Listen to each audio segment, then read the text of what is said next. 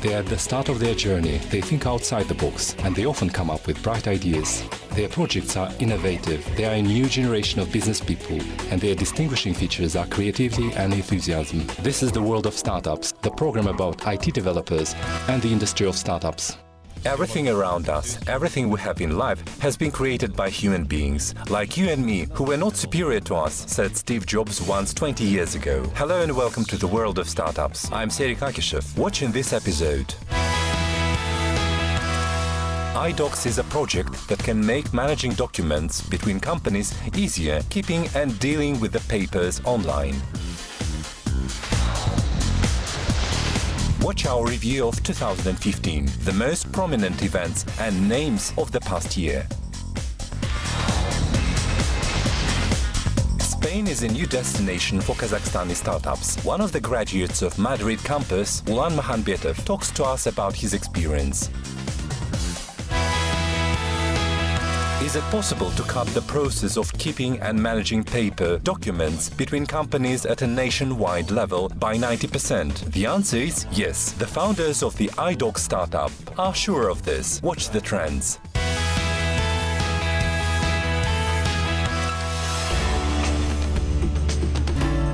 iDocs is a project that allows legal bodies to share documentation through the internet using a secure band. Each document is verified with an electronic signature, which according to the recent legislation is compared to the handwritten signature. Not only is iDocs convenient, it is also profitable. This method of keeping documents makes it time efficient, which in its turn improves the number of operational and financial parameters. The system allows the company to send practically any kind of document to another company. The sender will save money which otherwise would be spent for sending and delivering the document. Today, sharing documents between companies is impossible without using paper and their physical delivery. This means that every sent document is a result of a cut tree and CO2 emission. If we manage to turn the process of running documents online, we will make a significant contribution to saving the environment. A group of organizations that operate in partnership agreed to volunteer to test this solution. To make the project secured, it was integrated with the National Verification Center of Kazakhstan. It now meets all the requirements of securing data in cryptography and coding documents. We couldn't find a single lawyer who would be good at this matter, as this area was new to Kazakhstan, so I had to turn to any law that had even a minor relation to the theme of electronic signatures and electronic documents and study them thoroughly for our thesis.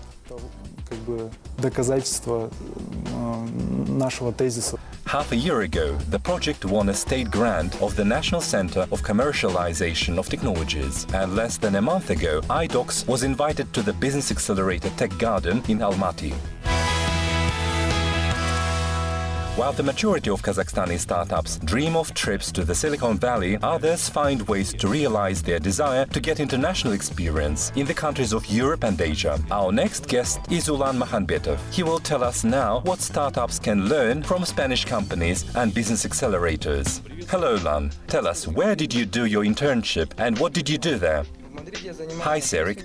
In Madrid, I was involved in some publicity for Casa Alliance in Spain. I was doing an internship for the international startup company Bloom Consulting. The company developed an IT instrument which was based on the Google search engine, and its search options allow it to evaluate the digital inquiries in such industries as tourism, investments and human resources in relation to countries and cities. So the company started to specialize in national branding of the interested countries, taking the digital world, the instrument I've just mentioned, into consideration. I'm involved in developing this IT instrument. I conducted research and based on findings, I prepared reports and presentations for companies in Finland, Portugal, Cape Verde and Latvia. In your opinion, what kind of advantages and drawbacks are there of doing internships abroad in startups? Касательно преимуществ, в первую очередь я хотел бы выделить то, что компания, любая стартап-компания, как правило... One of the advantages I should mention is determination to get concrete results and responsibilities you get during the internship. All these let you grow and develop. Secondly, the environment around you are international fellows that come from different cultures. So in order to persuade the other project participants, it is not enough to know the subject. You should also consider cultural differences and ethics of the different culture. And third, the most significant advantage is that you are not limited with working instructions. You are only given a task and the deadline. How you are going to accomplish it is up to you. You can apply all your creative and technical and professional abilities. It is at this stage when your potential starts to show. You may have never realized that you have it. И профессиональных способностей. Именно на этом этапе начинаются проявляться какие-то ваши дополнительные ваши потенциалы, дополнительные... Regarding the disadvantages, considering the Kazakh reality, I should mention two aspects. The first is working hours. In Kazakhstan, we are used to working from 9 to 5. Things are different here. Here it's up to you. I realized this, experiencing this by myself. When I was working on one project, I only had 1 week, 7 days with no weekends, 17 working hours per day, while my colleague spent only 1 day having spent 9 hours doing a similar project. As a result, he finished it in time, and I was nearly fired for not meeting the deadline. Коллега работал над аналогичным же проектом 9 часов, 1 день, он его и закончил. The second aspect is the money. Here we don't have a fixed income. Your wage depends on how much you invest in it and how devoted you are to it. That's why it is always a good idea to save money for a bed in a hostel and a little for a loaf of bread and some milk. Поэтому лучше всегда иметь запас денег на кровать в хостеле и на багеты с молоком. Спасибо. Thank you very much, Ulan. Good luck with your project. The world of startups have made the top startup list of 2015, considering such factors as financing, profitability, growth, and the degree of interest from the investor's side. In the list, there are startups that were not noticed or that were introduced to the general public quite recently. So here is the top 4 of the most interesting world's projects according to our program. Let's watch the market.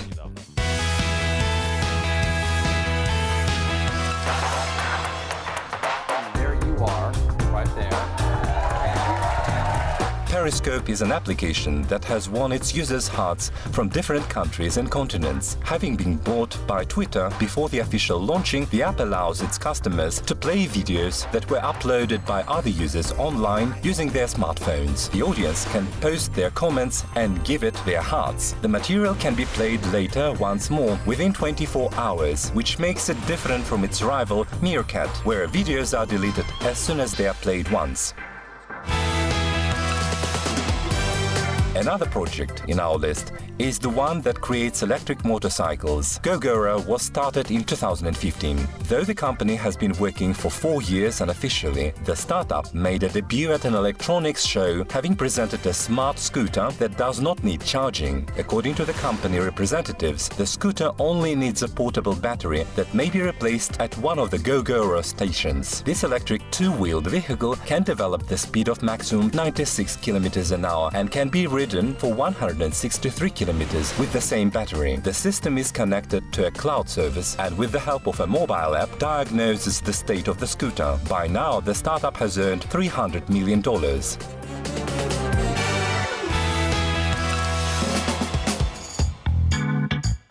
In 2015, on the market of e-commerce, a startup that is now a rival of Amazon was set up. The website offers goods that are 10 to 15% cheaper than anywhere else, including the well-known Amazon. Initially, Jet charged a fee of $50 for membership, but in October, they stopped this practice. The project has investments of $225 million from David Spector, Primary Venture Partners, the Silicon Valley Bank, and many other large investors.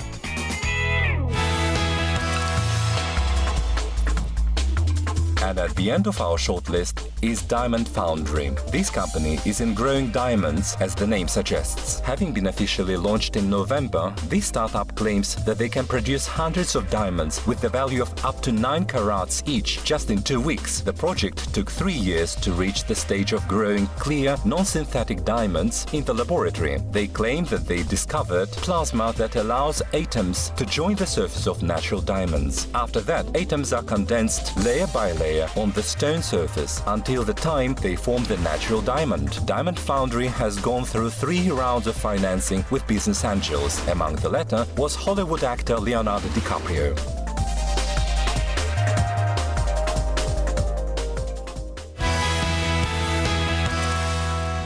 Well, that's all we've got time for. If you have an interesting story to tell, contact us on social networks and we will tell the audience about it. I'm Serhiy Kakishev and you've been watching The World of Startups. See you next time on Kazakh TV.